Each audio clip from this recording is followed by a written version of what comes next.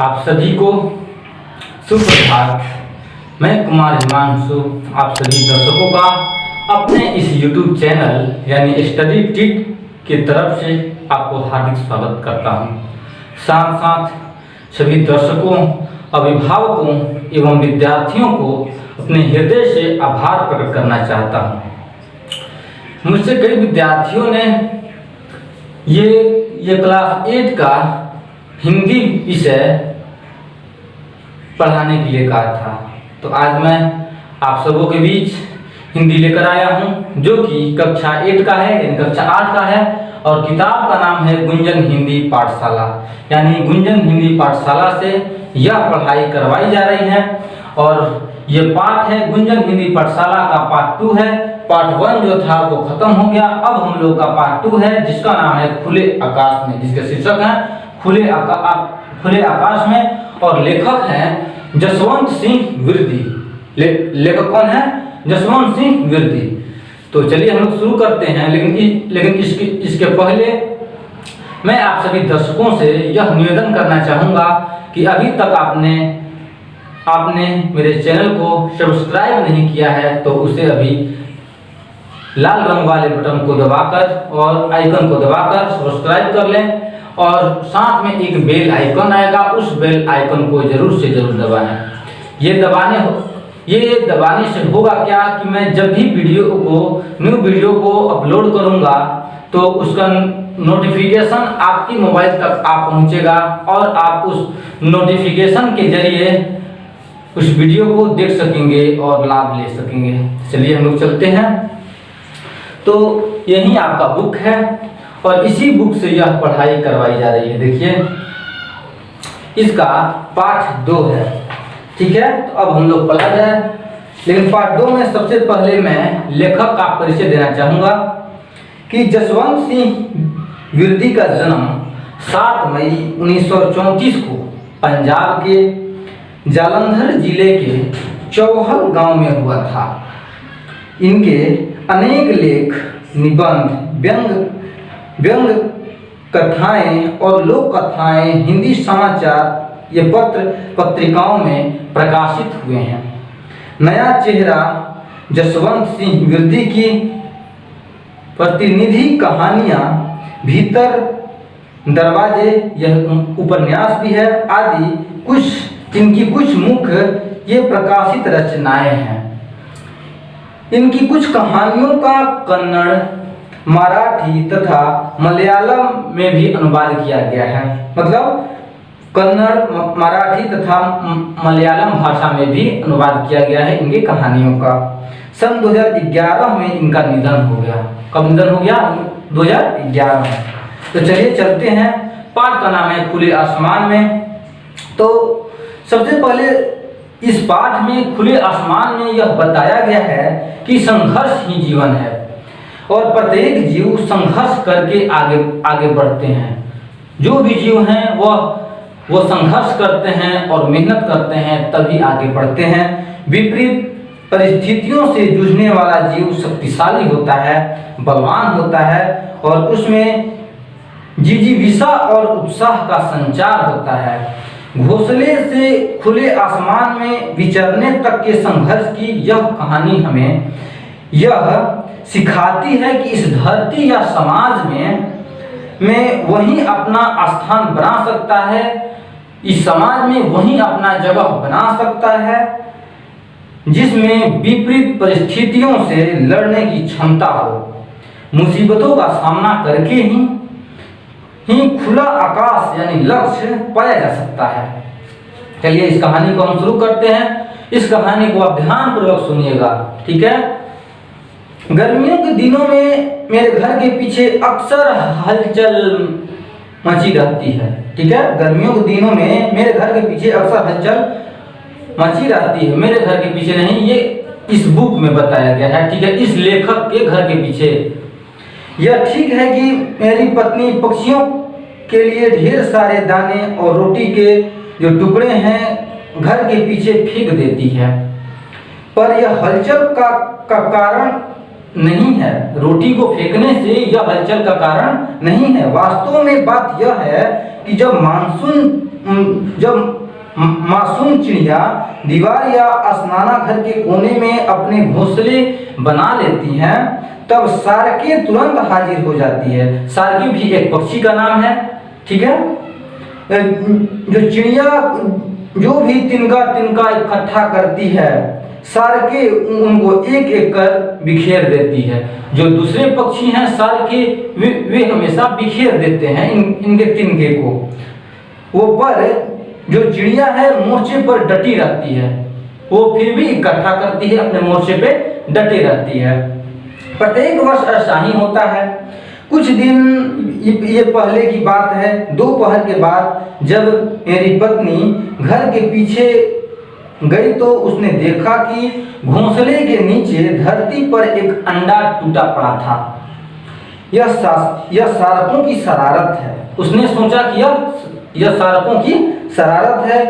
उसने गुस्से से कहा कि मैं सारकों को इस घर में नहीं आने दूंगी, मैं इस सारकों को घर में नहीं आने दूंगी। पक्षियों पर कोई पाबंदी नहीं लगाई जा सकती, ठीक है। लेखक कहते हैं कि पक्षियों पर कोई पाबंदी नहीं लगाई जा सकती है।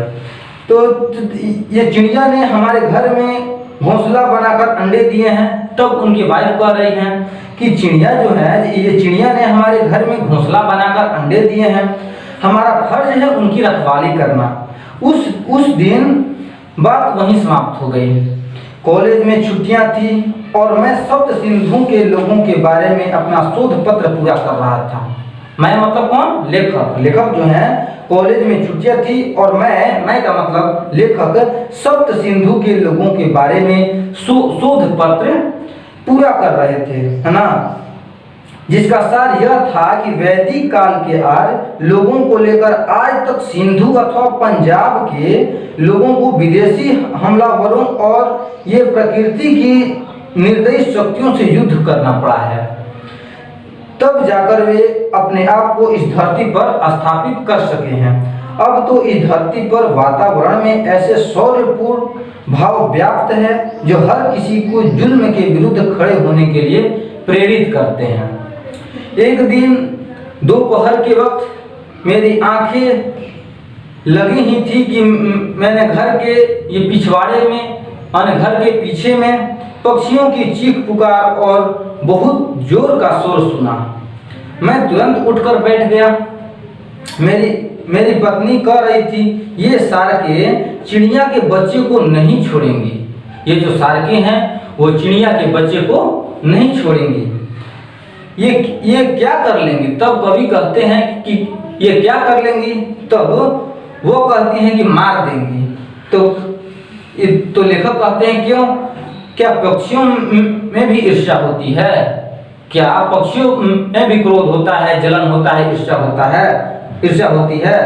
तो वो बोलती हैं, तो आपका क्या ख्याल है, आप क्या जानते हैं कि आदमियों में ही होती है सिर्फ? उनकी वाइफ कहती है कि वो सिर्फ आदमियों में होती है।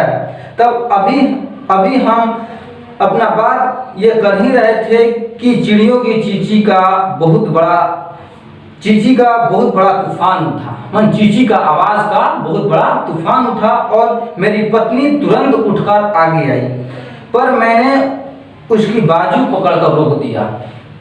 क्या बात है? तब चिड़ियों को अपनी सहायता स्वयं करने दो। लेखक कहा कि चिड़ियों को अपनी सहायता स्वयं करने दो। मैंने कहा, मतलब लेखक कहा, वो एकदम बोली कि वे कमजोर हैं। उनकी पत्नी बोली कि वह कमजोर है, वे सब जो है कमजोर है। तो लेखक बोले कि नहीं, तुम ही उनको कमजोर समझती हो, वे लोग कमजोर नहीं है, तुम ही सिर्फ उनको कमजोर समझती हो। तो उनकी पत्नी बोली, तो क्या तुम उनको सारकों के विरुद्ध लड़ने दो, तुम उन सारकों के विरुद्ध लड़ने दो।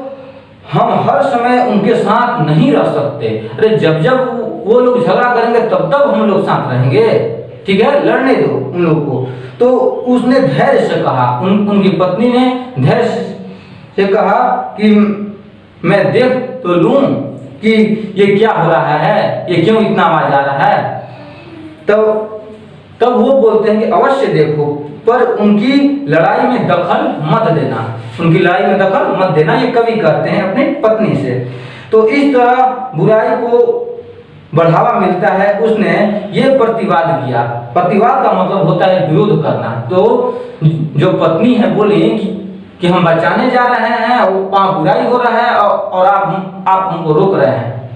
तो इस तरह बुराई को आप बढ़ावा दे रहे हैं। तब मैंने कहा, यानी लेखक कहा कि जिसके साथ बुरा होता है वो अभी तो बुराई के विरुद्ध अपना डटे संघर्ष करे। अच्छा, फिर लड़ने दो। ये पत्नी ने बात खत्म कर दी। पत्नी ने इस पे जो बकझक कर रही थी, इस बकझक को खत्म कर दी। दोपहर को हमने पीछे बरामदे में जाकर जाली के दरवाजे से देखा कि 5 सारकों ने चिड़ियों के घोंसले को घेरा हुआ है। चिड़िया और चिड़ा दोनों ही घोंसले के आगे बैठे सारकों का मुकाबला कर रहे थे। कभी एक साथ 2 सारकें घोंसले पर हमला करती और कभी 3। चिड़िया का बच्चा घोंसले के पीछे बैठा जोर जोर से ची ची कर रहा था। पता नहीं क्या कह रहा था। ये चिड़ियों के घोंसले पर हमला करने वाली सारकें बहुत लड़ाकू और फुर्तीली थी। उनका रंग सांवला और पीली नुकीली चोंचें थी। मैंने अपने पत्नी से हंसकर कहा कि सारकों का जो रंग है वो इतनी ईर्ष्या के कारण ही सांवला हुआ होगा। जो उस सब का व्यवहार है ना, तो इसी के चलते इस सब का रंग जो है काला हुआ होगा। उस समय जितने गुस्से से सारकों ने चिड़ियों पर हमला किया और चिड़ियों ने उस हमले को रोका, वैसा अक्सर इंसान भी नहीं कर सकते। मतलब इतना जोर से जो सारक है उस चिड़ियों पे इतना ना जोर से अटैक किया, हमला किया कि वो ऐसा अटैक, ठीक है, वो इंसान भी नहीं कर सकता है। दोपहर का समय था और पक्षी एक दूसरे का मुकाबला ये करके थक गए थे। ऐसा लग रहा था कि सारकें निराश हो गई थी। उनकी उड़ान में पहले जैसा उत्साह नहीं था। चिड़िया और चिड़ा भी डटे हुए थे, अपने संघर्ष के मोर्चे पे डटे हुए थे, भले ही वे थक गए थे। उनकी सांसें तेजी से चलती प्रतीत हो रही थी, पर उनको लग रहा था कि अगर आज वे अपने बच्चों को न बचा सके तो शर्म से मर जाएंगे। ठीक है, अब बात क्या है, मैंने पूछा तो एक बिल्ली भी घोंसले की ओर झांक रही थी, पर वह ऊपर नहीं पहुंच सकती। वो ऊपर था घोंसला, ऊपर नहीं पहुंच सकती। मेरी पत्नी बोली, चिड़ियों के दुश्मन बहुत हैं। मैंने कहा, पर फिर भी ये हर जगह होती हैं। इसके दुश्मन बहुत हैं, फिर भी ये हर जगह स्वतंत्र रूप से ये घूमते रहती हैं, खुले आकाश में विचरती हैं मतलब उड़ती हैं, घूमती हैं, और कभी किसी का भय नहीं मानती। इसके इतने दुश्मन भी हैं, फिर भी ये स्वतंत्र घूमते रहती हैं।